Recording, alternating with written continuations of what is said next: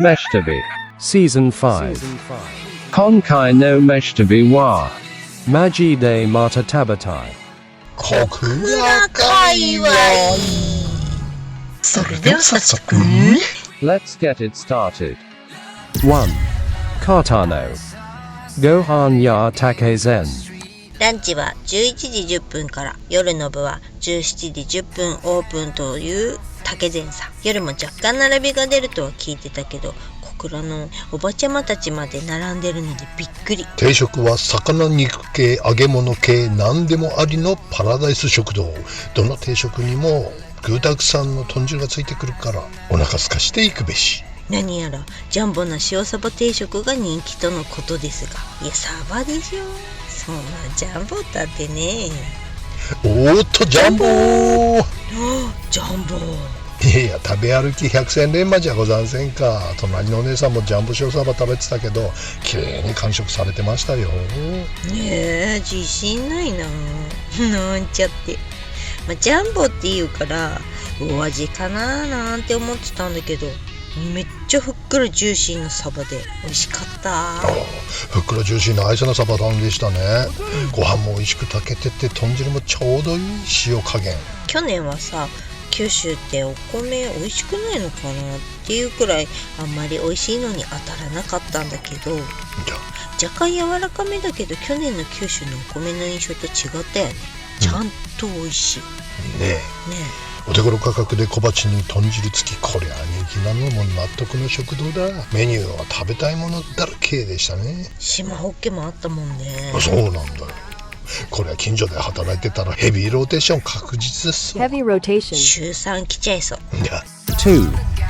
キマチカリーの店イートン1979年創業、初代の成果である寿司店で好評を得た和食の技法を取り入れたまかないカレーに端を発したという老舗カレー。当然ながらカツカレーをいただきに来たんですがね、このフォルムに一目惚れでしてね、どうしてもこの絵面が欲しかったんです。メンチカツカレー。おー、かわいい。かも美味しそうでしょ。カツカレー行きたかったんだけど団長の思い、腹筋を6パックにして我慢した甲斐義弘さん。あんな大げさだっちゅうの。でもさ、これ絵面ええでしょ。確かに。そしてさっくりメンチ、これうまいんだよ。おいちゃんの大好きなナツメグオールスパイスギンギン系のやつでさ、なあ、美味しいやつだ。メンチにして本当に良かった。でもいつの日か必ずカツカレーもいただきたいね。で、カレーの味はどうなの？うっかり忘れておりました。失礼。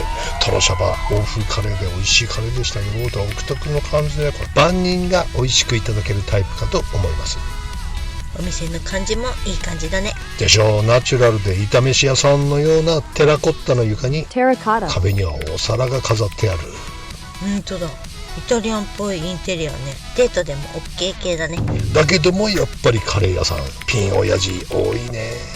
なんでだろう。ね、なんでだろう。3. ウーオマチ焼きうどん専門店キツネ小倉駅の真ん前ね。ど真ん前、赤い看板が目印の焼きうどん専門店きつねさん。焼きうどん専門店って聞きゃかなりジャンク臭い匂いがプンプンですが、しかも駅の真ん前じゃんってね。飯旅的経験から駅前には名店なしって格言ございますんでね。そうなのです。名店は分かりづらいところにある竹下傾向あるんでね。そうなんだ。それは間違いなくそういう傾向が。あれ、ここは駅の北側傾向かな。南側です。はい。だけどグリーン君、小倉といえば焼きうどん発祥の地だということはご存知だったかな。そうなのですか、博士。昭和20年代終戦直後に小倉北区魚町の食堂だるま堂で焼きうどんが誕生したと言われているんだけれども、終戦直後で焼きそば用のそば玉がなかったため干しうどんを湯がきそれを焼いて出したところ大好評だったってのが始まりなんだって。なるほど、代用品が功を奏したパターンですね。だこちらキツネさんは出張系男子が多いのかなって、なんか常連風小倉マダムを発見。あら、マダムもジャンク系をお召し上がりになるのねと思いきや、すんごい速さで平らげてらっしゃいました。おお、すっげえかっけえじゃん、小倉マダム。私はお店おすすめの天窓なるメニューをいただきましたです。天窓？はい。夜空が見えちゃいそうな感じだね。あら、ロマンチックだね。だけどなぜに天窓なのかは不明。中央に生卵が鎮座したスタンダードな焼きうどんでございました。しっかり焼きの入った片焼き麺が混ざって食感の違いも楽しめちゃう。憎いね、キツネさん。ああ、好きだね。焦げちゃった硬くなったパリッパリっとした端っこのやつでしょ。駅前にも美味しいものありやした、博士。あったね、小倉にゃ。4. Bashaku Sutaya Shokdo。 小倉でチキン南蛮が美味しいという評判のお店、人気店ですが、夜の営業の開店直後ということもあり、あっさり入れたんだよね。はい、すでに店内は混雑しておりましたが、ラッキー居酒屋っぽい雰囲気のお店ですが、女性客が多いですね。美味しい予感です。見た目は至って普通のチキン南蛮つうか、やっぱりベローかかっちゃってんだね。タルタルは九州スタイル？そうなんだよ。タルタルがめちゃめちゃ美味しかったからいいんだけど、これもうちょっと芯外してかけてくれりゃなとは思うよね。わかる。時にはそのままチキンをダイレクトにいただきたい瞬間も訪れますですもんね。そうそう、一辺倒は何事もよろしくないですがね。緩いカーブがあるから140キロ台の直球でも空振っちゃうんだよね。何の話？かつてジャイアンツのエースとして通算173勝を挙げた桑田真澄投手は PL 学園時代いろんな球種をすでに持っていたにもかかわらずカーブと直球だけで勝負してたんだぜ。それで4度の決勝進出、全国制覇2回、150奪三振など数々の未だに破られていない記録を持っているのさ。ある日チームメイトの清原がね、なんでカーブと直球しか投げないの？他の球種も使えばもっと楽に勝てるじゃんと桑田に問いただすと、プロに進んだ時のことを考えて、高校野球ではカーブと直球だけで勝てるくらいじゃないと、プロでは通用しないと思ってそうしてるんだと答えたんだそう。なるほど。でちょっと何の関係が？いやー、チキン南蛮美味しかったっすね。肉は桃かな、これ。一風変わった食感なんだよね。カリでもふわでも殻でもサクでもないわしっとした感じがなんか好きでしたね。わしわし、例えるならバケットを軽く炙った時の表面とか、焼きたてピザの鼻かじった時のような。いや、耳でしょ。あ、耳か。耳で。またこれ甘酢の染み加減が絶妙なんだ。野菜サラダもたっぷり乗ってて、赤だしの味噌汁に漬物ととろろ芋までついてんだ。とろろ芋はさ、だしで伸ばされててさらっとしててね、そのまま飲むようにも食べれるし、ご飯にかけても食べれるし。とろろ芋をだしで伸ばす？ね、珍しいよね。ボリュームもたっぷり、タルタルソースが卵がたっぷり入ってて爽やかでめちゃめちゃ美味しい。まだまだ九州食べまくりツアー2025は九州食べまくりツアー2025始まったばっかりだけれども、今のところ過去一好きなチキン南蛮、チキチキ南蛮、チキン南蛮、チキチキ南蛮だけ。He Agali Pavilio He Agali no you。 小倉駅前から車で10分かからないくらい。中心部にこんな広々ゆったりとした施設があるのっていいですね。そうだね。中心部近くの温浴施設はどの町でも間違いなく激混みの場合が多いけど、ここは比較的空いててくつろげましたね。うちも露店も広々。露店は和風庭園調の落ち着いた雰囲気で、心身ともにリラックス。それってデオスケベーな歌。そうなの？世界的な大ヒット曲だけども、歌詞が過激すぎて多くの放送局で放送禁止になったんだったぞ。そんなに？詳しく説明したいんだけど下ネタになっちゃうから自主規制するね。本当はすごい喋ったけど怒られちゃうんで。はい。このサウナは15人サイズだけども空いてからゆっくり入れますね。ただ暑いばかりで汗が出なくってびっくりしたよ。温度計見たら100度になってんだよね。俺沸騰しちゃうよって思ったんだけど、普通に入れるし汗出ないし、きっと温度計壊れてんだなと思って立ち上がったっけ、床が熱いのなんの真夏の灼熱ビーチの砂状態さ。あちゃーっつってちょんちょんつま先歩きで扉を押したっけ、あちゃー扉も激熱。あちーちーあちー燃えてるんだろうかってね。ゴーさんガーデン温度計は壊れてなかったんだね。異常な暑さだったよ。なのに汗は出ないって摩訶不思議体験でしたね。やっぱりめちゃめちゃ暑かったよね。もう暑さは日本一かもね。で200施設くらいしかサウナ知らんけど、これあれですね、湿度が足りてないんでしょうね。なあ、もったいないですよね、いい施設なのに。こんな暑けりゃさすがに皆さんなかなかサ活できませんでしょねえ、フィンランド式サウナ導入すべきってかだといいな。ねえ、結構最近サウナ改装全国的にムーブメント来てますからね。そうだね、多いよね、サウナ改装してる施設。でも小倉に来たらまた来てみよう。その時はスリッパと手袋が必要だ。マッパにスリッパと手袋の絵面、ファンキーだね。でしょ。6. Today's Katsu Curry Tamachi Maluke。 はい、楽しみにしていた人気カレー店、まさかの臨時休業に振られまくりのマルキンさんね。いやー待ちました。日曜日が定休日ってことで月曜日まで待ってお邪魔したんですけれども、まさかの臨時休業。やる気ない店なのかなと思いつつも、おいちゃんと同じように車乗りつけてね、入り口の臨時休業の張り紙見て肩を落として退散するブラザーが何人も来てね。すごいよね。カレーを食いに来るおじさまたち、レクサスとかクラウンとか高級車で乗りつけててさ、でね、お互い車から降りてきて臨時休業の張り紙見てさ、あっってなるじゃん。そして顔見合わせて、やってねえわって心の声で会話するみたいな。出ました、妄想トーク。見ず知らずのカレー仲間たちってわけね。そうさ、カレー好きブラザーはバンコク共通さ。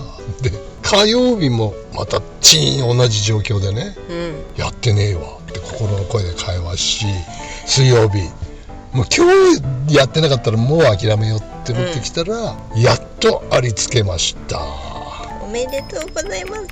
ここはカツカレー天国か。男だらけ 100% おっさんパラダイスでございましたね。女子ゼロ18世紀 100% カツカレー親チーズ。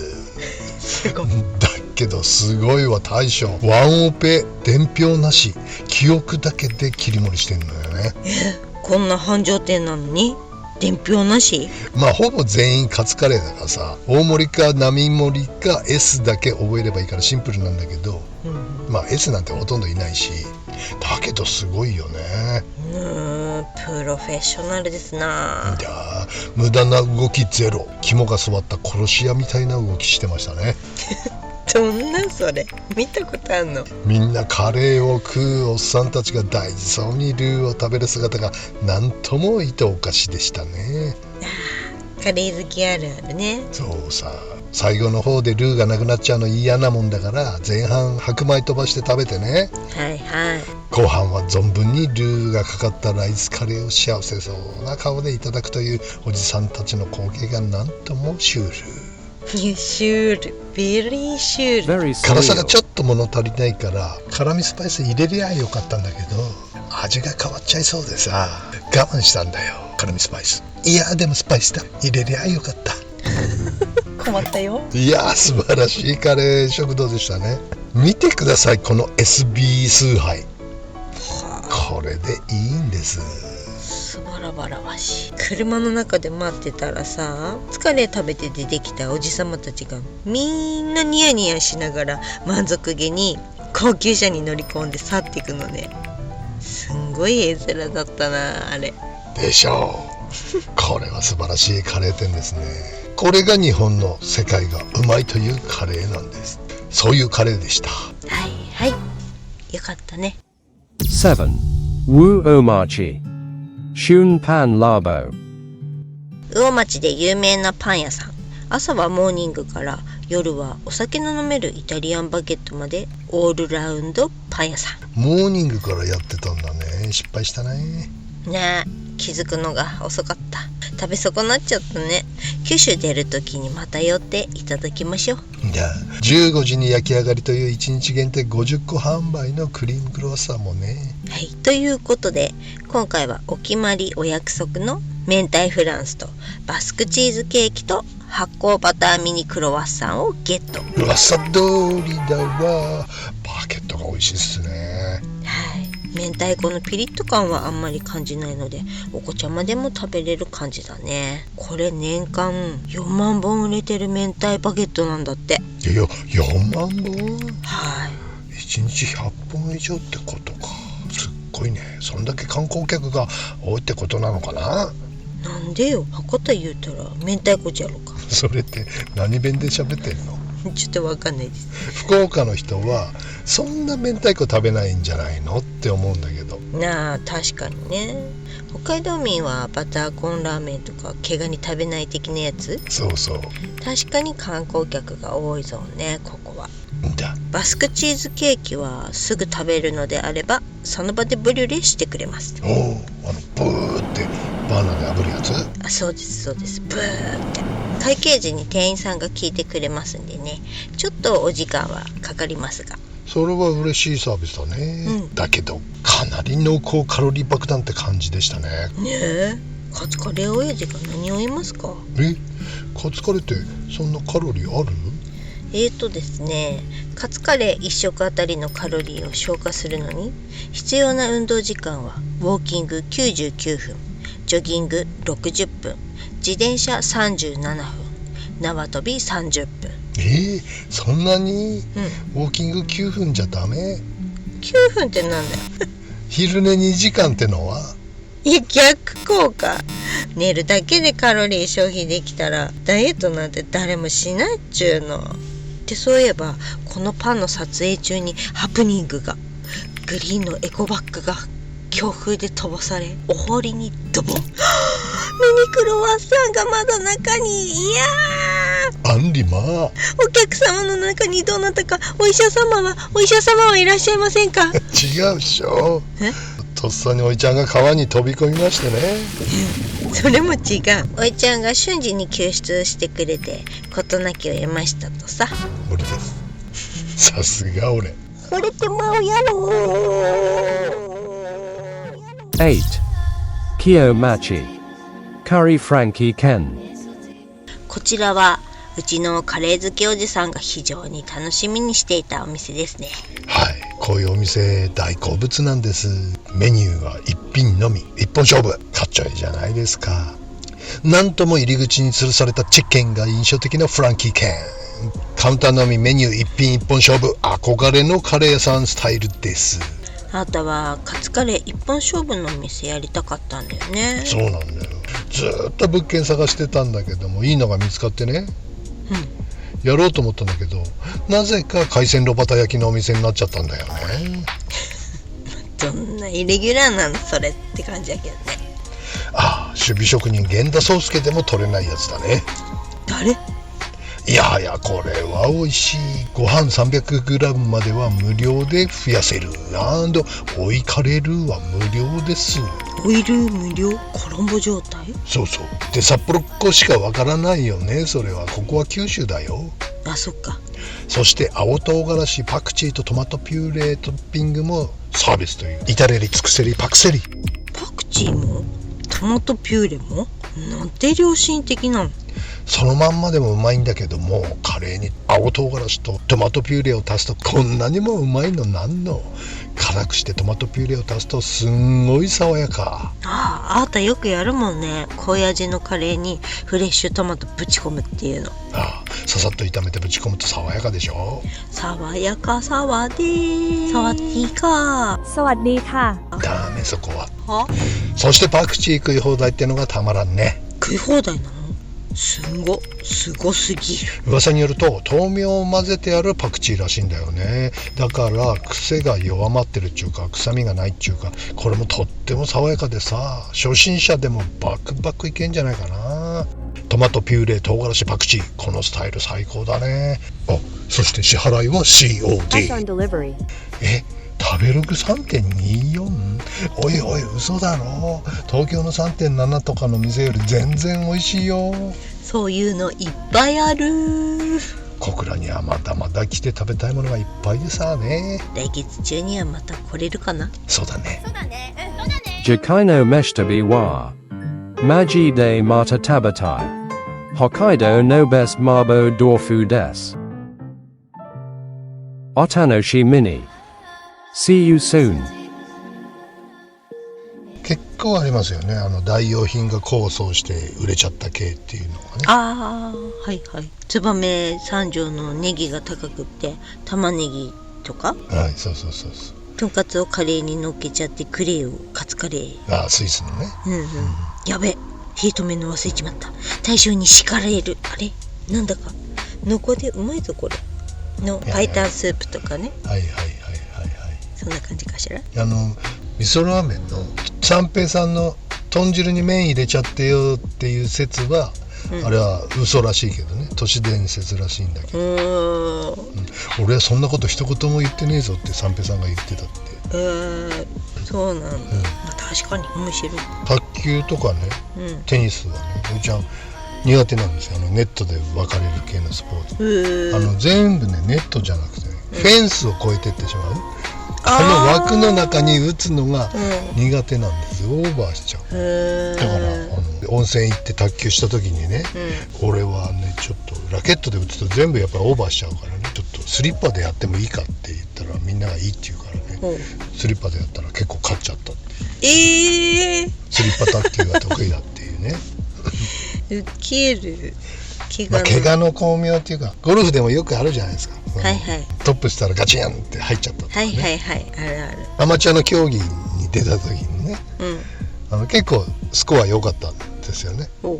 で最後の上がりの 3つ目16番ぐらいだったかな、グリーンをオーバーしちゃったの、パー4で。で奥のなんかこうコース整備がエアレーションでグリーンから土抜いたやつをこんもりさせてたとこに球がはっついちゃったわけ。でもう全然打てない状況なわけ。もうそのなんちゅうの、一応競技だから、きちっとやらなきゃいけないわけよ。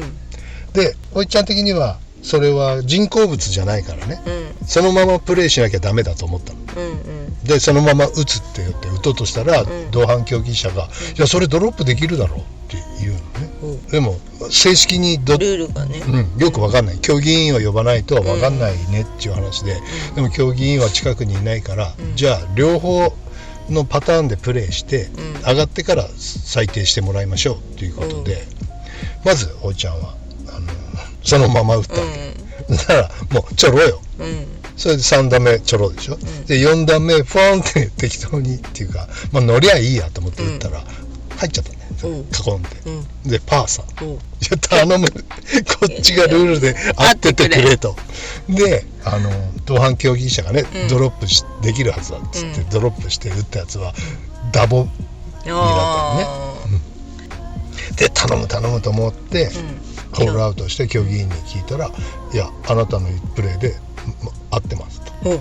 ですからそのホールはパーですっつって、結構それトップだったんで、それで最終的にすごいで新聞に載っちゃったりしてね。その時、そうなの。それが結果オーライというかね、七夕ですね。